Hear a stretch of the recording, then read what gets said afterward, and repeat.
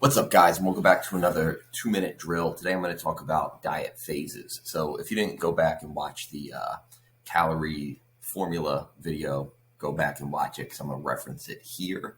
But I'm going to talk about diet phases. I'm going to try to do it 2 minutes or less. Here we go. All right. So we did our equation before. Let's say we're doing body weight times 12 to get our goal, right?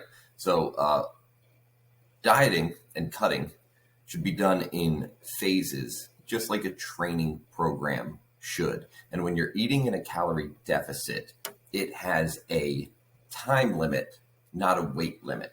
Meaning if you're going to diet for a set period of time, not nonstop until you hit a certain weight, unless you hit your weight goal in under the time period, which means you should not be dieting for more than 12 or 16 weeks.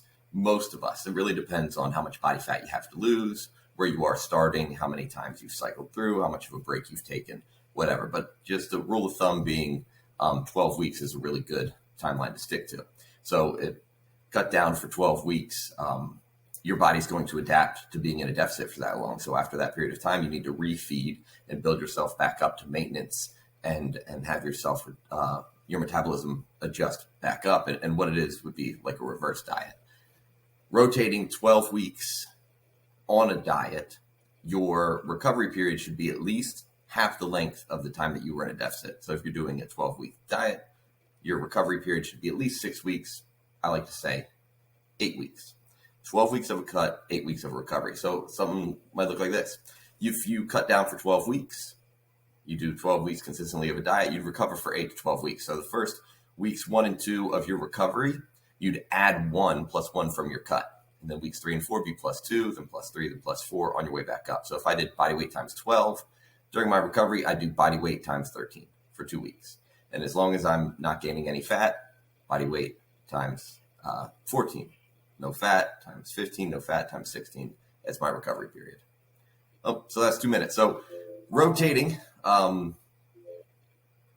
periods of time in a cut versus periods of time in recovery is going to give you faster results in the end. You're going to stave off adaptation for as long as is humanly possible. And you're going to constantly be able to maintain the diet and the rotation over the long term. Whereas if you cut all of the time, your body's going to adjust to it, and it's going to be a lot harder to sustain over time without rebuilding that metabolism back up. Relapse and failure basically becomes inevitable. So just some stuff to think about. I'm going to do more of it in the next video. Do the work.